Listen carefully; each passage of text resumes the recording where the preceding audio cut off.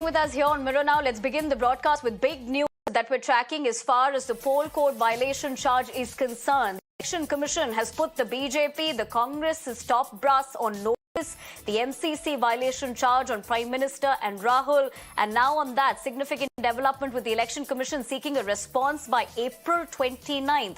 Now the poll panel has sent a notice to JP Nadda as well as Mallikarjun Kharge. Poll panel to hold party chief responsible, and the poll panel has invoked section 77 of the RP Act. Gaurav, my colleague, joins me for more. Gaurav, good afternoon. बड़ी खबर है, इस massive development है जहां तक party की chiefs को भी रिस्पॉन्सिबल माना जा रहा है, ज्यादा जानकारी दीजिए।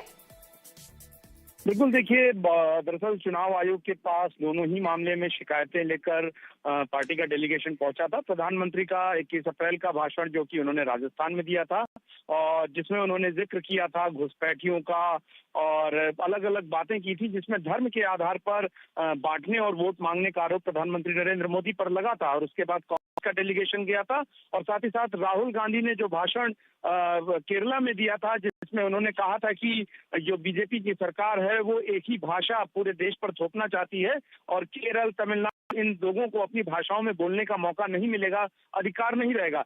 इन दोनों ही मामलों पर जो है वो शिकायत की गई थी। प्रधानमंत्री के भाषण पर कांग्रेस के डेलीगेशन की तरफ से और राहुल गांधी के भाषण पर जो है वो भारतीय जनता पार्टी के डेलीगेशन की तरफ से शिकायत दी गई थी और इसमें दोनों के खिलाफ कार्रवाई की मांग की गई थी।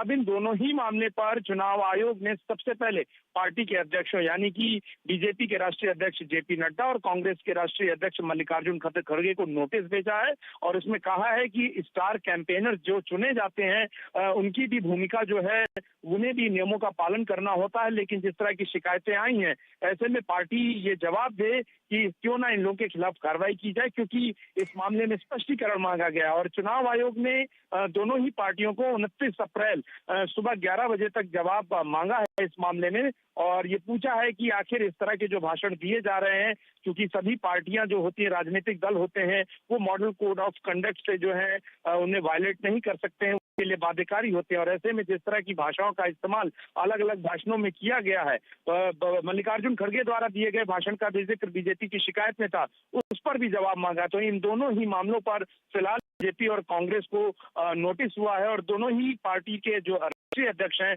उनको चुनाव आयोग के पास 29 अप्रैल सुबह 11 बजे तक अपना रिप्लाई जो है वो फाइल करना है। अब ये देखना होगा कि किस तरीके से इन दोनों ही मामलों में दोनों ही पार्टियां जवाब देती हैं, क्योंकि लगातार चुनाव आयोग को लेकर बहुत सारे सवाल हो रहे थे कि क्या वो कार्रवाई इन मामलों में करेगा और जाहिर तौर पर खुद प्रधानमंत्री नरेंद्र मोदी के नाम पर नोटिस भेजे जाना एक बड़ी खबर है, एक बड़ा डेवलपमेंट है, क्योंकि लगातार कांग्रेस ये आरोप लगा रही थी और तमाम विपक्षी दल आरोप लगा रहे थे कि चुनाव आयोग इस मामले में कोई एक्शन नहीं ले रहा।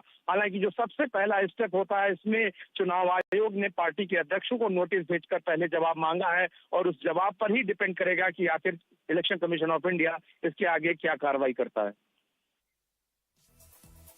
बिल्कुल सही कहा। Thank you, Gaurav, for getting us those details in terms of course, this action that's been taken, but ultimately we'd have to see what that response is going to be like, and after which what kind of action that the Election Commission will take. But remember, my colleague Gaurav is of course putting things into perspective here. As far as the poll code violation charge is concerned, remember the Election Commission has put BJP and Congress top brass a notice.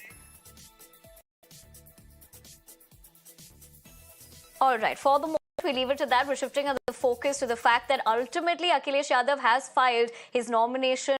If you like this video, then like, share and subscribe to ET Now.